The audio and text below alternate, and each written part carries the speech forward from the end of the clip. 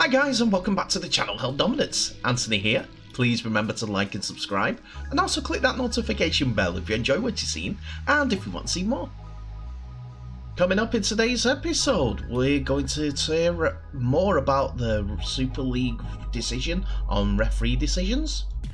Organisers of the 2025 World Cup have announced the confederation berths and how many each confederation get.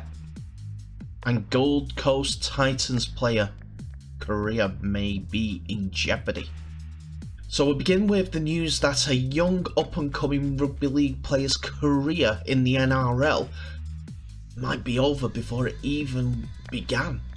Gold Coast Titan rookie Tremaine Spray was left badly injured after an allegedly being king hit during a night out in Brisbane at the beginning of the season.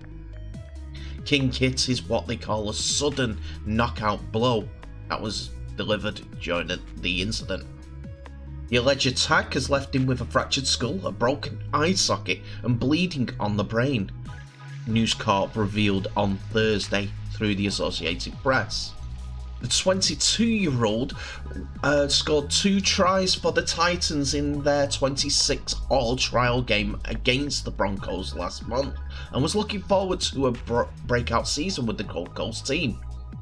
Despite being released from hospital though in a stable condition, Spray's promising playing career has been put in doubt and depends on the extent of the recovery needed. Mr. Spray was on the night out with his girlfriend 2 weeks ago on the eve of the NRL's 2022 season when the incident took place. Sources told News Corp Spray was walking through Fortitude Valley nightclub precinct when he got into a verbal altercation with an ex-girlfriend. The partner of the ex-girlfriend, understood to be a Brisbane-based rugby player, is alleged to have launched a sickening attack on Spray, leaving him with serious head and facial injuries. He was transferred to Brisbane Hospital and has since been discharged to recover at home. His assailant is due to be, alleged assailant, is due to appear in a Brisbane court in May, and the club and the police have been contacted to comment further on the incident. Spray himself was investigated by the NRL Integrity Unit, and due to this, the Gold Coast Titans came out with a statement because of the whole incident and said, as per media reports, the Gold Coast Titans can confirm Tremaine Spray is recovering from an off-field incident. Tremaine has been cleared of any wrongdoing by the Queensland Police and the NRL Integrity Unit. As the matter is now before the courts, the club will make no further comment at this stage. I for one wish young Mr. Spray a speedy recovery no matter what happens in his future endeavours, whether it's with rugby league or away from the sport. He needs to recover first of all before anything else, and hopefully the injuries are enough to cope with that he can continue his rugby league career, or he gets a clean bill of health so that he can still impress Gold Coast Titans as he was a part of the play for them and be part of the squad this year. We would have played him in the trial games otherwise.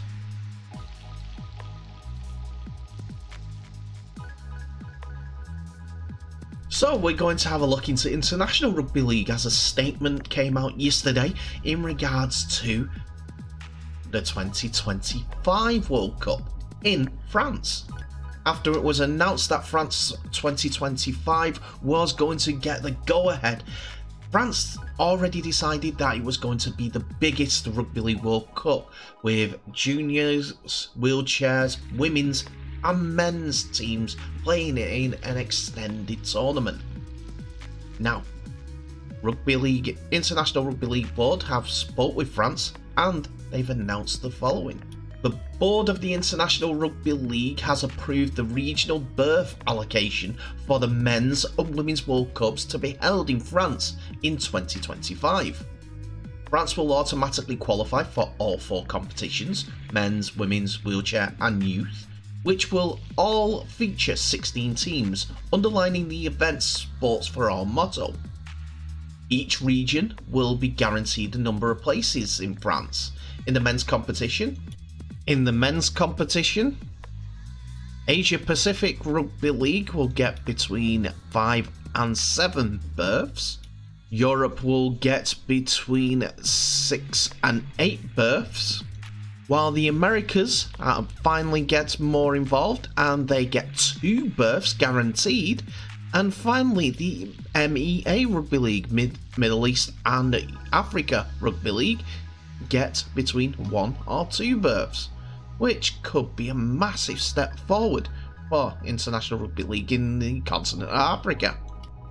But before anyone asks, what about the qualification rounds?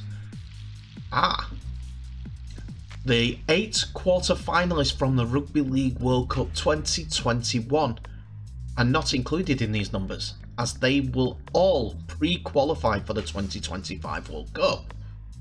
The qualification tournament will total 27 nations, a 50% increase compared with the Rugby League World Cup 2021, and a sign of the rapid growth of the sport internationally. For the first time ever, the women's competition will feature a qualifying process as well. All 8 nations competing in the Rugby League World Cup will automatically qualify, and leaving the rest to play through regional qualification, although all nations will be subject to a minimum standard agreed and designed to ensure the long-term development of the game in each nation. What that covers we'll have to find out in the future, but I'm hoping that it is that they must have a league up and running, a minimum of, 8 teams. Gives 3 years for formation and growth of different sides. Now, the places guaranteed by the region are Asia Pacific and Europe will get 6 berths each in the women's game.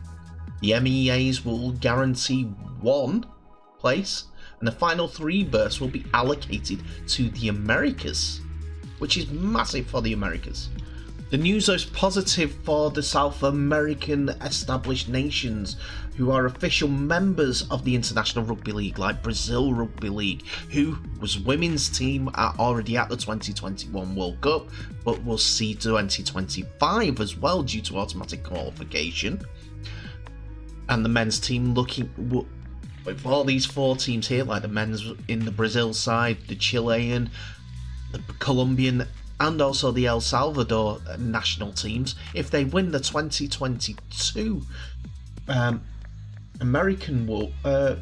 South America's Championship and then go on to being victorious in the America's Championship in 2023, there could be a possibility where they will join Jamaica in the 2025 World Cup as well. But there's also Canada, America, and any other teams that may pop up. Puerto Rico are looking to go in. Plus, there's also nations with observer status like Argentina, Peru, Uruguay, Mexico, Nicaragua, Honduras, Ecuador, and they've all witnessed domestic rugby league this year. Doesn't matter what the standard is.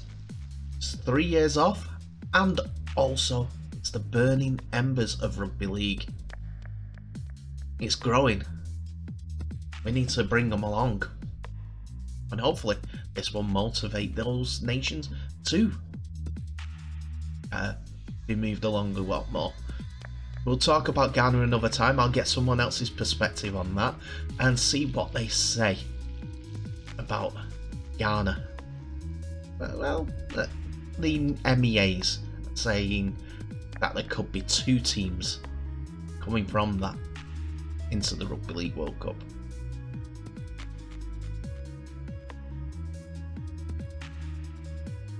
And finally, we come to the news that has been reported in the UK national press that Super League referees will start to err on the side of caution when it comes to yellow and red cards.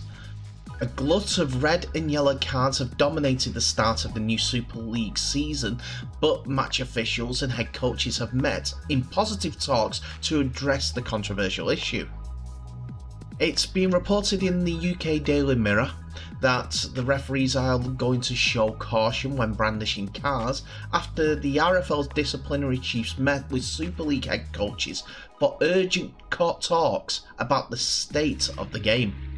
The start of the new season has been dominated by the governing body's crackdown on foul play, with a vast swath of yellow and red cards in the opening 6 rounds.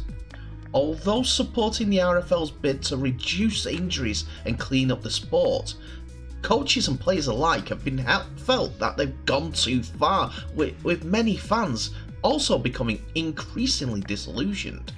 What may before have warranted a penalty has now, in 2022, often been seen as a sin binning or even a dismissal offence.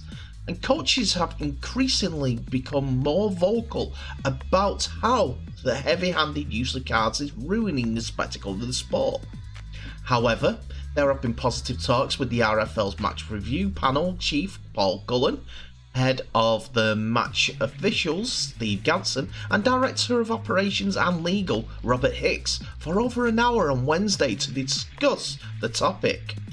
The Daily Mirror understood that, especially for Mane Fanua's farcical yellow card for Castleford last Thursday, all parties agreed that it's crucial for the sport's image that more games, if at all possible, see 13 versus 13.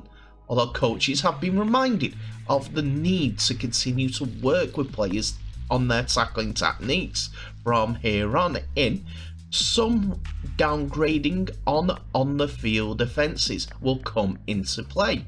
For example, if a referee feels the foul could warrant a yellow card or a penalty, they will err on the side of caution and award a penalty. Likewise, where there is doubt between red and yellow cards, the officials will be encouraged to show a yellow card in a bid to dampen the furore. It's understood that there will be plenty of common ground met during the meeting as both parties sought to find a positive way forward, and it's noted that many players have already adjusted to the rule changes in the off-season. So, while some are slower to get on board and get the techniques right, the referees have seen a marked improvement in the tackling techniques. The Mane Fanua one was probably the reason why they decided to look at the incident again, because it wasn't late. That's a contact that the players on the pitch have been training for since they were, I don't know, 9 years old, maybe even younger, and have probably taken that sort of hit before, because they're going to get tackled and the ball's been released. I bet if Fanua had kept hold of the player and gone down in the tackle, I'm sure the referee would have went, oh, no, that's a fair tackle. But because I think there was a little bit of a release after the ball had gone, the referee gave it a yellow. But anyway, that should be downgraded next time out, and would either just be a penalty or play on. Because it should be a play on offence. Not kidding. And a quick word in the ear as they go by next time. We'll have to wait and see to see how these rule changes are being implemented. The leniency levels going up. But in the meantime, let's play Rugby League.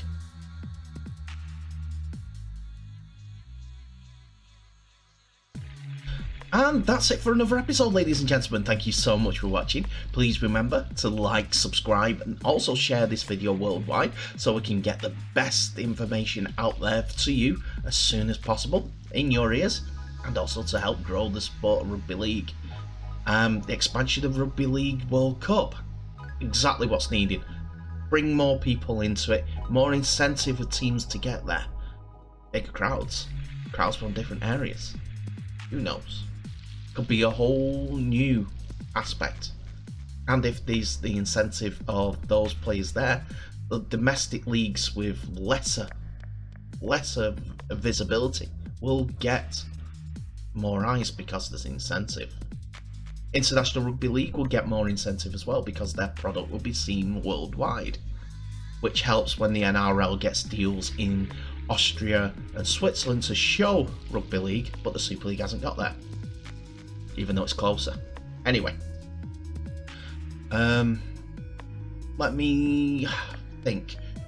Tell me what your thoughts are on the leniency that the referees are going to be putting out. Do you think it's a good idea, or do you think that it's a step back from the beginning of the season, as we're looking to get more safety towards the players? And finally, comment on all the stories today. Tell me what your thoughts are. I haven't done NRL yet, but I will do in a whole lot because I haven't been able to see them. I'm going to have to catch up and re-watch them, you see. But in the meantime, thank you so much for watching. Remember to share this video worldwide. And I'll wish you the best. Stay safe, and I'll see you in the next video.